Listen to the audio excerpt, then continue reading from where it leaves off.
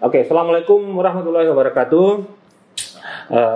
Hadap-hadapan kembali lagi dengan tema yang sementara ini cukup menyita perhatian bukan cuma saya dan tamu saya, tapi seluruh stakeholder dan pencinta bola nasional maupun internasional. Semalam di Liga Champions Eropa malah supporter Bayern Munich membentangkan banner menyatakan bahwa 100 lebih penonton bola Indonesia dibunuh oleh titik-titik. Ya. Nah, kali ini saya mengajak serta sahabat lama saya, seorang IO, seorang konseptor event, konseptor program, juga ternyata adalah seorang pengurus teras sebuah klub bola yang sudah lama di Makassar. Ya. Lama Medi, apa nama klub tak lagi? Makassar United. Makassar United. Apa hubungannya dengan Makassar Utama? Saudara. Saudaraan sama Makassar Utama. Muhammad Takbir Akbar.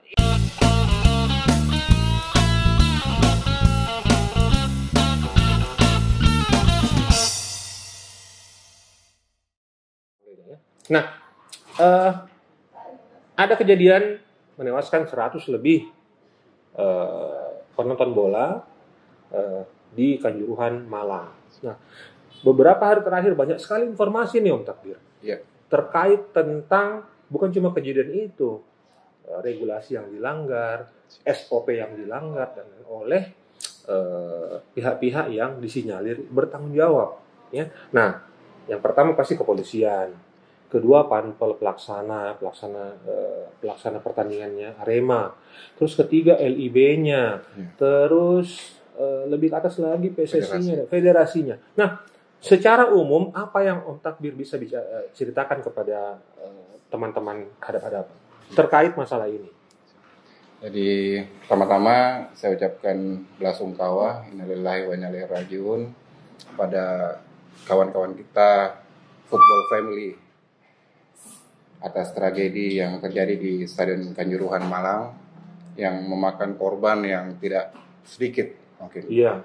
Karena masuk dalam list korban sepak bola terbesar kedua dunia setelah Peru, ya. Oke. Jadi betul-betul tragedi yang sangat memilukan bagi football family yang ada di Indonesia bahkan dunia. Bahkan terakhir dalam konferensi pers juga pasca derby kemarin antara Manchester City sama Manchester United, bahkan Pep dan Erik ten Hag juga menyoroti. Bahkan Pep mengatakan bahwa ini kejadian gila yang terjadi di dunia sepak bola. Dan dia juga bilang bahwa ayo kita lihat Indonesia. Iya. Ya, ayo kita perhatian kita harusnya sekarang menuju ke Indonesia. Bukan prestasinya. Iya. Bukan prestasi yang ditoreh Sintayong Benar. dan PSSI. Tragedi Kanjuruhan. Ya. Apa yang bisa secara umum Om Takbir bisa sampaikan ke pendengar hadapan-hadapan? Nah, yang pertama pasti kan sementara terlaksana proses investigasi, baik oleh negara maupun dari PSSI sendirinya. Cuma secara awam, maksudnya apa yang pernah kami lewati selama proses berkecimpung di football family Indonesia, bahwa benar tadi bahwa ada regulasi, ada operator, ada pihak panpel yang notabene merupakan satu kesatuan. Jadi saya agak kurang sepakat juga ketika kesalahan ini diarahkan ke satu titik. Ya. Karena overall saya katakan juga bahwa bisa jadi semuanya menjadi salah. Iya, termasuk kita sebenarnya. Iya, termasuk supporter juga. Ya. Tapi dalam artian saya tidak mau menyalahkan di satu pihak. Jadi kalau kita ulik lebih dalam mengenai kejadian-kejadian yang terjadi di Kanjuruhan, mulai adanya penonton yang masuk, tindakan aparat yang agak over ya. Iya.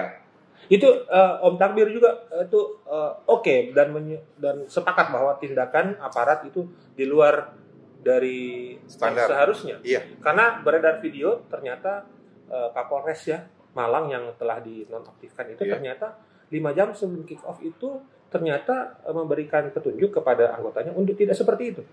Benar. Ya. Jadi dari video-video yang viral beredar di sosial media, kan ada beberapa yang kita lihat, ada aparat dari TNI yang melakukan tanda kutip tindakan kungfu, polisi yang menembakkan gas air mata, memukul. Iya.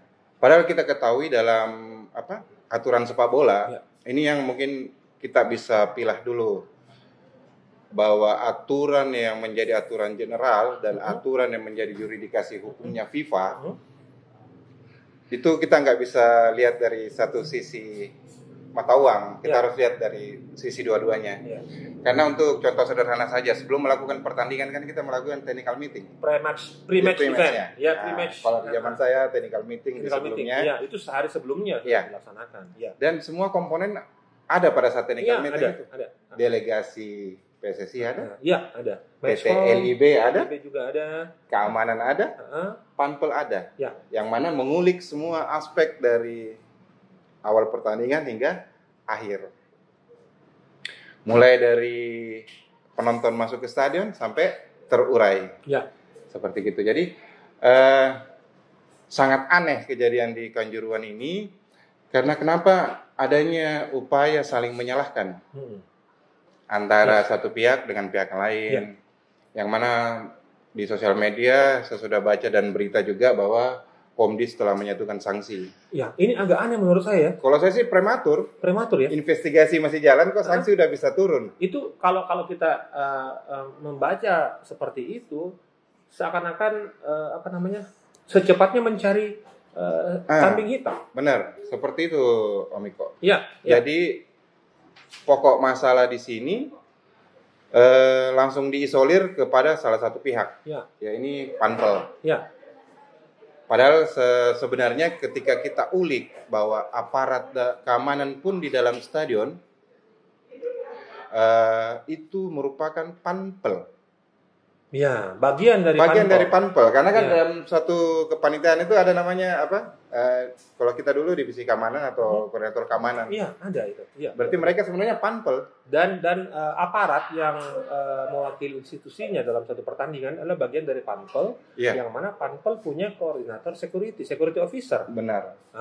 Security officer inilah yang mempunyai pengetahuan mengenai standarisasi pengamanan di dalam stadion yang mungkin akan berbeda dengan standar pengamanan yang terjadi di luar pertandingan sepak bola. Contoh sederhana aja, ketika ada pemain berkelahi, aparat pun nggak boleh masuk. Kan kemarin kejadian Pak Api dari PSM Makassar kan sempat mencak-mencak ketika salah satu lawan Kediri, salah satu ofisial masuk ke lapangan. Itu kan bukan job desk-nya dia. Nah, begitupun dengan aparat keamanan, kecuali dalam keadaan force major dibolehkan. Nah, saya lihat kemarin di kejadian di Kanjuruhan itu belum masuk dalam keadaan force major-nya seperti bagaimana, karena teman-teman Aremania ternyata mengungkapkan perasaan kekecewaan. Iya, dan itu wajar sekali. Pitch invader, istilahnya, pitch invader. Ini kan kalau yang saya pahami juga itu paling juga Arema yang kenakan sanksi kan. Panpel kena sanksi, bayar denda dan lain-lain. Itu pitch invader itu hal yang biasa. Benar.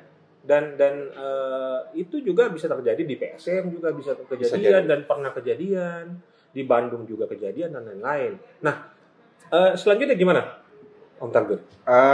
Untuk selanjutnya ya kita harus sangat berhati-hati untuk kasus ini juga karena impact-nya terhadap Indonesia juga sebagai calon tuan rumah. Bukan calon ya, sudah tuan rumah Piala Dunia Junior Junior yang kalau kita bercermin di masa lalu dengan adanya kejadian ini bisa saja kita bisa disanksi sampai tahunan tidak terlibat lagi dalam kalender FIFA. Itu bisa 8 tahun katanya maksimalnya. Nah, sekarang pemerintah secara aktif sampai level presiden juga secara aktif itu sudah berhubungan dengan ketua FIFA. Nah, jalur komunikasi sih sebenarnya untuk sepak bola itu adalah federasi seharusnya yang ke federasi FIFA. Harusnya ke FIFA. Bukan pemerintah. Tapi federasi membentuk tim pencari fakta. Tim pencari fakta yang diketuai oleh ketua federasi. Ketua federasi sendiri. Jadi sekarang ada mohon ditambahkan Om Takbir, ada kalau nggak salah 4 tim yang turun di Kanjuruhan. Yang dalam tanda kutip tim resmi bukan bentukan dari komunitas bola. Benar, bukan. Walaupun teman-teman Aremania juga saya dapat info bahwa mereka juga membentuk suatu tim untuk mencari perimbangan. Karena mereka merasa bahwa informasi yang beredar di sosial media ini sudah tidak berimbang. Dan terakhir versi korban versi pemerintah berbeda jauh dengan jumlah korban versi dari komunitas bola. Benar sekali. Nah, ini katanya banyak sekali nih juga titipan-titipan politiknya dan lain-lain, terus mencoba mengkambing hitamkan pihak tertentu. Benar. Kapolres Semarang sudah dinonjobkan dan lain-lain. Nah, Malang. Ya. Nah, Om Takbir ini untuk teman-teman hadap-hadapan ketahui juga pernah terlibat di LOC ya, di kepanitiaan bola ya. Nah, informasi untuk teman-teman hadap-hadapan, Om Takbir ini pernah berkecimpung di dunia LOC ya, di pekerjaan LOC di klub mana itu kalau bisa diinformasikan? Hari di event di Bandung. Di Bandung. Nah, sama Persib Bandung. Ya, artinya sedikit banyak juga tahu masalah regulasi yang. Nah, tadi setelah kita ceritakan bagaimana sebenarnya dalam pre-match event itu pertandingan itu semuanya dibahas dari kostum pemain yang kena sanksi dan tidak boleh main. Terus masalah ambulans, jarak ke rumah sakit terdekat, apalagi masalah keamanan. Benar. Nah, beredar kabar bahwa memang panitia sudah minta izin sebenarnya, tapi ternyata PT LIB sebagai operator tidak mengizinkan untuk laga itu dimajukan. Nah, menurut Om Takbir sendiri, ini apakah kesalahan atau sebenarnya hal yang harusnya mengingat bahwa ada satu match. Bukan, ada satu orang yang sekarang tengah disoroti karena membuat video menyatakan bahwa kepolisian tidak salah dalam hal ini. Ya. Makanya tadi saya bilang seperti itu, Om Iko. Ya. Dua sisi mata uang. Ketika kita melihat seperti itu, ketika kita melihat yuridisnya, ada aturan negara, ada aturan FIFA. Nah, beberapa waktu ini beredar video dari salah satu apakah istilahnya itu, kalau ada orang tokoh yang menyatakan bahwa polisi tidak salah, malah kesalahan itu di pihak Aremania atau penonton klub Arema itu, dan itu diserang habis-habisan terutama oleh Aremania bahwa kamu tidak ada di situ dan lain-lain. Nah, sementara yang tadi kita singgung bahwa sebelum pertandingan juga semuanya sudah diatur dalam meeting dan disepakati sebagai hal yang harus dilaksanakan pada saat pertandingan. Nah, yang saya dengar juga bahwa ternyata Panpel mencetak tiket lebih dari kapasitas, mengakibatkan juga SOP polisi juga menjadi amburadul, berlipat. Bagaimana? Nah, inilah yang agak beda ya, mungkin persepsi kita mengenai hukum positifnya. Nah, jadi seperti kita ketahui bahwa memang ada perbedaan persepsi di sini mengenai hukum yang berlaku di sebuah negara dan hukum yang berlaku di sepak bola dalam artian ini statuta FIFA. Nah, ada yang saya baca, kepolisian tidak tunduk kepada aturan FIFA. Kepolisian itu murni akan mengambil tindakan kalau terjadi suasana huru-hara dan di luar kendali. Apa betul itu? Kalau menurut saya sih agak beda ya, maksudnya karena dalam posisi ini ada di wilayah pertandingan, maka aparat dalam hal ini juga harus tunduk terhadap secara tidak langsung terhadap aturan yang telah ditetapkan oleh FIFA mengenai seharusnya tunduk, dan wajib. Tapi katanya lagi bahwa itu dibenarkan, penggunaan gas air mata dibenarkan pada saat memang diperlukan untuk penindak. Tapi lagi ini katanya tidak perlu ditembakkan air mata untuk kondisi seperti itu. Nah, inilah yang kita bilang tadi ada betul. Iya. Bagaimana menurut Om? Jadi ini dua sisi mata uang, Om. Maksudnya satu boleh bawa gas air mata, satu tidak boleh. Tidak boleh. Hukum positif di Indonesia boleh. Hukum FIFA tidak boleh.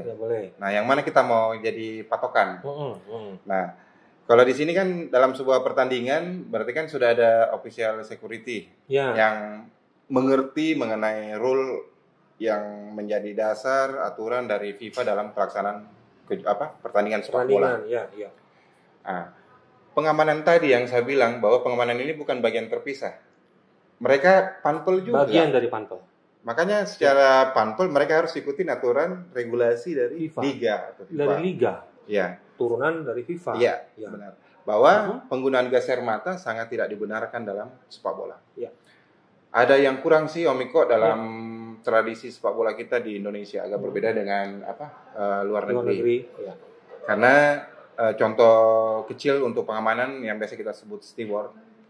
Ya. Luar negeri sendiri stewardnya nyaris tidak pernah nonton bola. Iya, balik belakang. Iya, bahkan beberapa Dongko aja di sini kalau beberapa viral ada penonton yang bawakan tab, liatin ke stewardnya. Jadi, cuma di Indonesia steward masih dalam kapasitas belum melaksanakan tugasnya secara penuh. Ya, ada kadang duduk-duduk. Ada yang duduk, bahkan ada yang nonton. Begitupun aparat. Ya. Seharusnya aparat itu semua melihat ke penonton. Ya. Nah, itu kemarin waktu saya melaksanakan pertandingan bahwa beberapa dedengkot supporter bahkan semua mereka itu dilibatkan menjadi steward. Mereka yang mengawal kelompok supporternya masing-masing. Jadi ketika ada anggota yang bertindak yang bisa menimbulkan keributan, mereka akan menegur.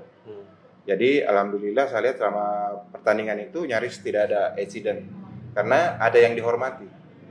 Nah, sedangkan kejadian di Malang kemarin pada awalnya agak kondusif, tiba-tiba ada serangan balik dari aparat yang betul-betul represif dengan tongkat, dengan gas air mata. Itu kan membuat psikologi penonton juga menjadi panik. Ya. Bahkan kita lihat di video ada salah satu sudut tribun yang betul-betul tenang, tidak terlibat kericuan, malah ditembaki gas air mata. Tapi kan jelas sekali itu kemarin video yang beredar tadi saya nonton bahwa Kapolres sudah menghimbau jangan ada tindakan yang berlebihan. Gitu. Jadi menurut saya juga ya kembali lagi kan bahwa personel yang berada di lapangan itu paling tahu kondisinya. Kondisi yang ada saat itu. Tapi pertanyaannya lagi adalah kenapa sampai itu ditembakkan padahal di tribun itu tidak ngapa-ngapain. Lagi tenang. Gitu. Nah, itu dia yang menjadi sorotan teman-teman pencinta bola Indonesia juga bahwa kok polisi sampai menembakkan ke sana. Berarti kan ada proses edukatif yang tidak jalan di sini. Dalam komunikasi juga komunikasi dalam penindakan supporter dalam stadion. Nah, terus ada kabar lagi bahwa supporter yang turun ke lapangan pitch invader kejadiannya itu sebenarnya tidak berniat anarkis. Terbukti kipernya dipeluk gitu kan. Terus kapten Arema John Alvarez juga menghampiri penonton, tapi saya juga membayangkan dalam kondisi seperti itu ada puluhan sampai ratusan supporter sebenarnya juga tidak bisa kita bilang bahwa semuanya juga punya tujuan yang sama. Benar. Nah, itu mungkin yang dianggap polisi adalah ancaman ya. Kalau saya sih ketika mereka sudah maju kan ada proses mereka mundur. Mundur, namun ada beberapa oknum ya kita nggak tahu apakah mereka benar-benar supporter atau memang tanda kutip provokator atau apa untuk memancing keributan. Tapi tindakan untuk mendesak supporter mundur ini sudah benar. Sudah betul ya? Sudah benar. Betul. Dan kita juga lihat videonya memang berhasil ya? Iya, berhasil. Namun pasca itu baru terjadi chaos yang menyebabkan banyak korban seperti ini. Maksudnya ada tindakan pengejaran oleh aparat kepada supporter. Sebenarnya itu kan nggak bisa dilakukan oleh aparat karena bukan bagian dari ancaman. Seperti gitu. Jadi benar-benar semuanya serba salah dalam posisi ini sih.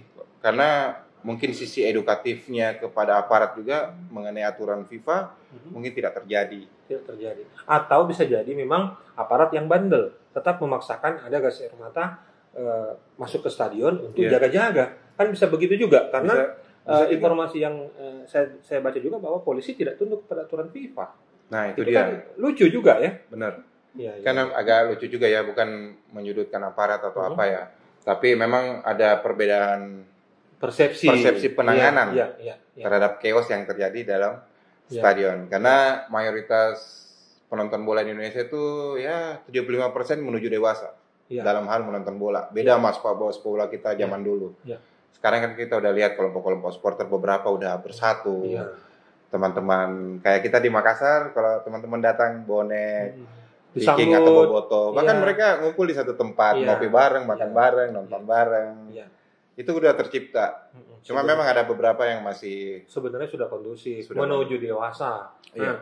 Nah, kejadian tahun berapa itu yang sempat juga akan ditembak gas air mata di Makassar dan Ferdinand Sinaga menghalangi polisi. Iya. Waktu itu juga sebenarnya tindakan yang kemarin juga menurut saya juga pemain Arema juga pasti tidak mau itu kejadian. Benar. Sebenarnya seperti jadi memang ternyata polisi punya standar sendiri dalam menangani itu. Mungkin memang ada faktor yang bisa kejadian bahwa terjadi rusuh dan lain-lain. Makanya polisi berbekal itu. Tapi mungkin penempatannya yang kurang dan karena sampai menimbulkan korban jiwa gitu. Kalau dikatakan rusuh pun Miko saya rasa kurang tepat ya, karena bonek juga nggak datang ke Malang. Tidak datang ke Malang, jadi potensi rusuh sebenarnya kecil. Iya.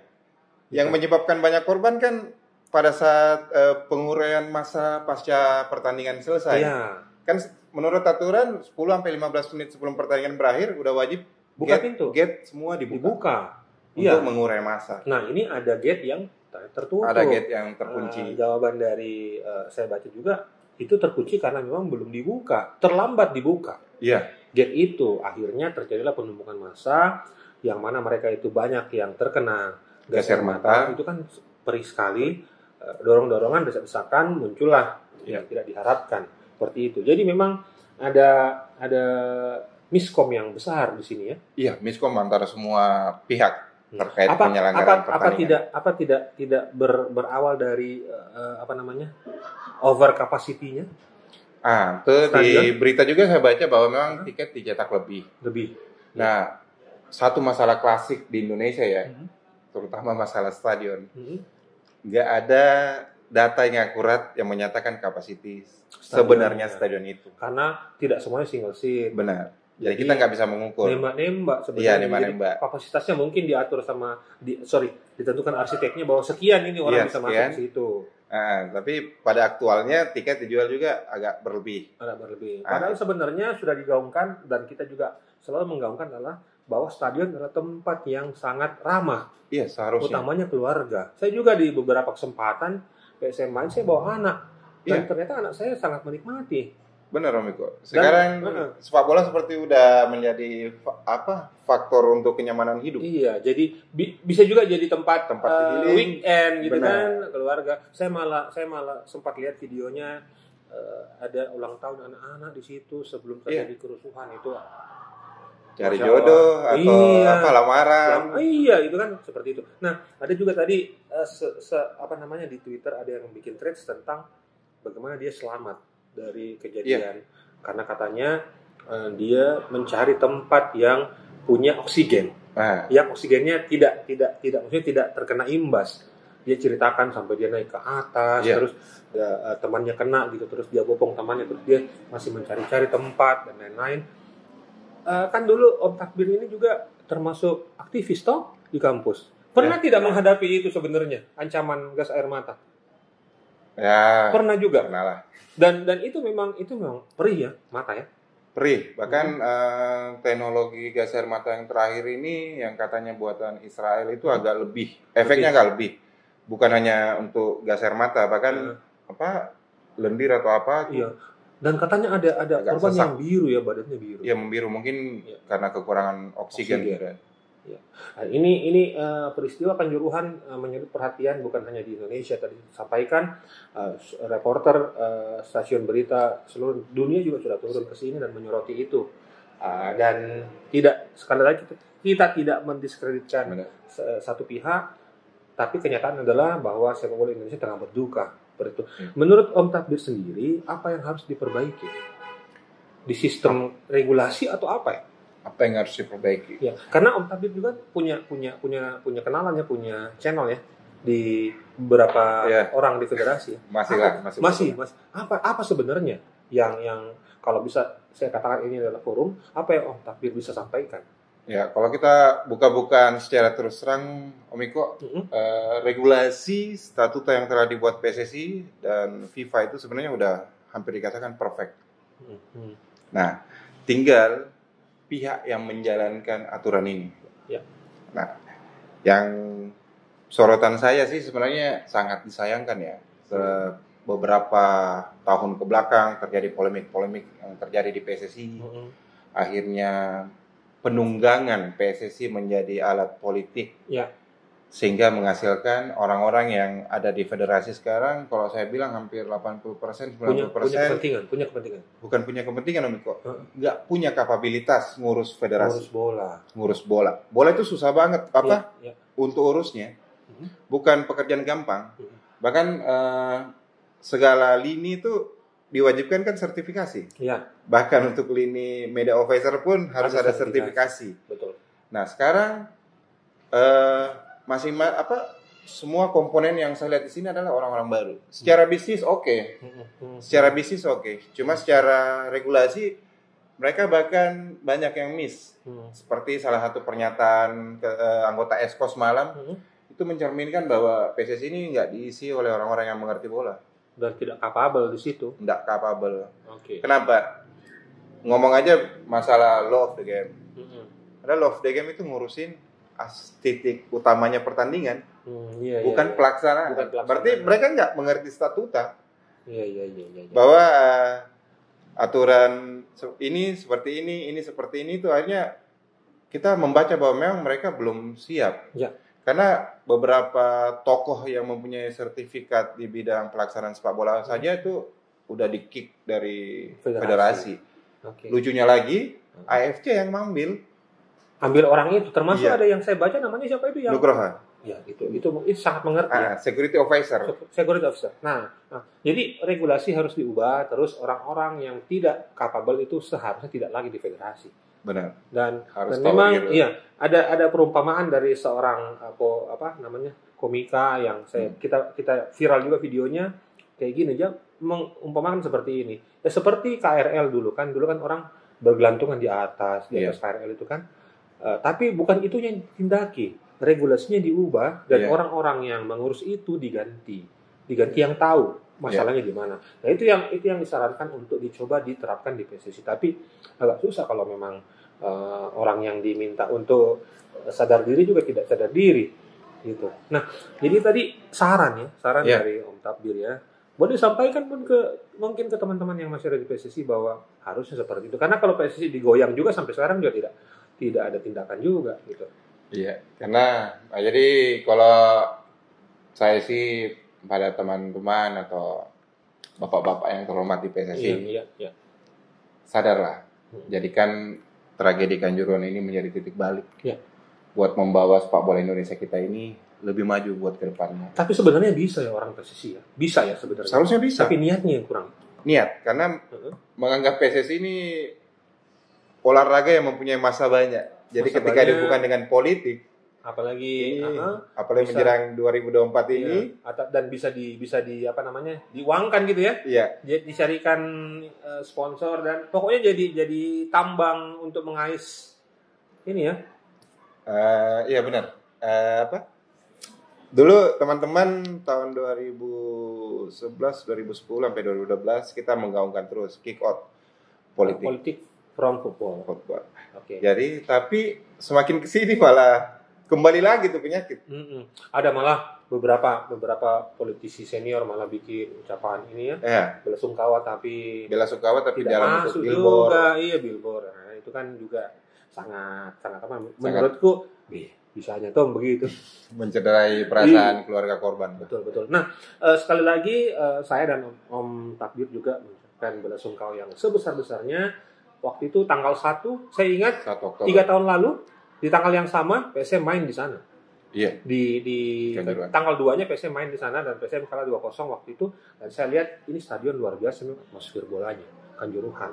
Tapi 3 tahun kemudian terjadi tragedi yang luar biasa di situ, dan waktu saya dapat berita itu tanggal 2 dini hari, itu saya sangat sedih luar biasa gitu, membayangkan bagaimana tempat yang menjadi salah satu tempat yang paling bersejarah di Indonesia, publik Malang yang luar biasa mendukung sepak bola klubnya Arema dan timnas Indonesia sampai kemanapun juga Arema bertanding, itu menjadi sorotan dunia karena terjadi kerusuhan dan banyak korban jiwa di sana.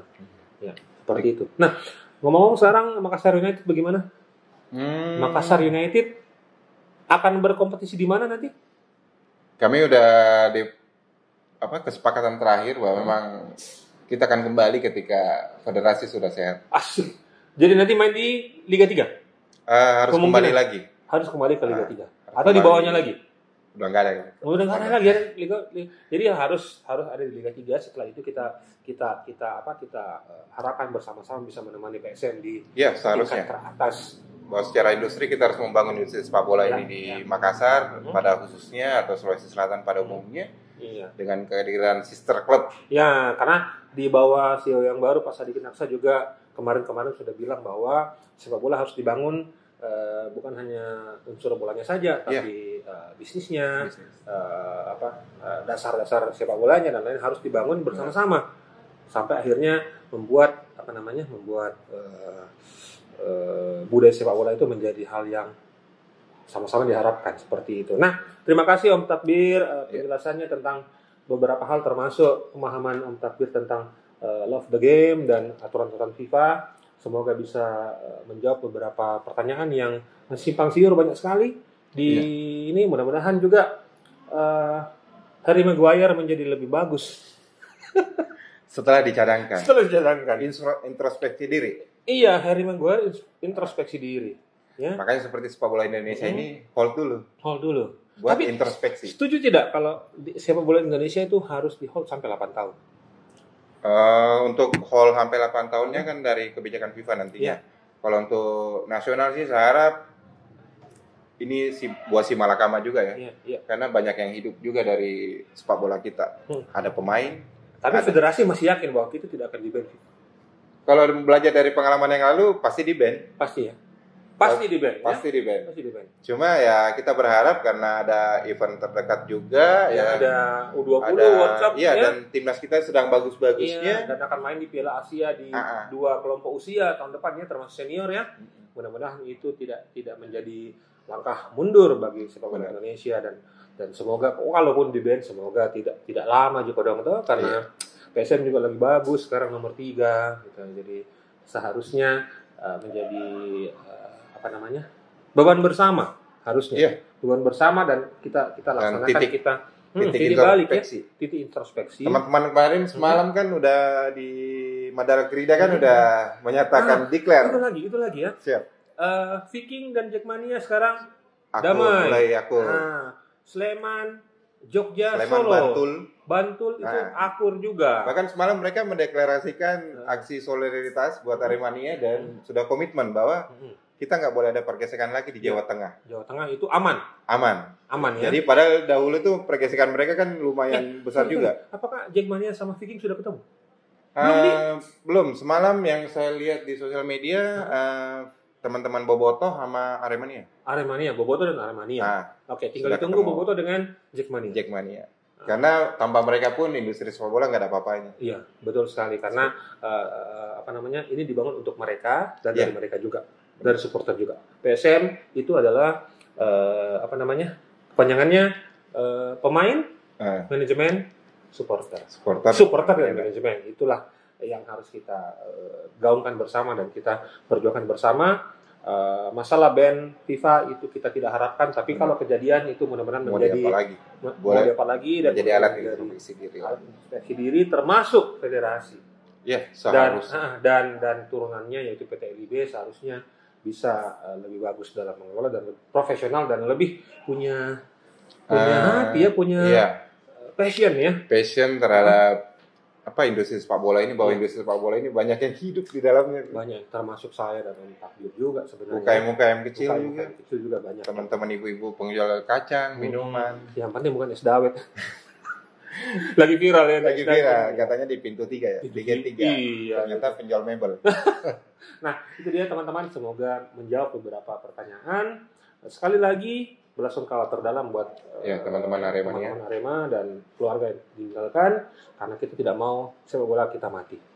Kita tidak mau sepak bola tidak lagi ada di tontonan dan menjadi kebanggaan tak semua. Ya, semoga menjadi lebih baik dan kita menjadi penonton bola juga yang lebih baik. Ya, harus menjadi penonton bola yang cerdas. Cerdas. Bukan provokator. Bukan provokator. Oke. Ya. Teman-teman, sekian dulu. Terima kasih telah setia dengan channel saya, telah setia. Harap-harapan semua nanti kita ketemu lagi dengan tamu saya yang nanti kita akan cari tahu siapa yang ada di episode selanjutnya. Assalamualaikum warahmatullahi wabarakatuh. Ewa.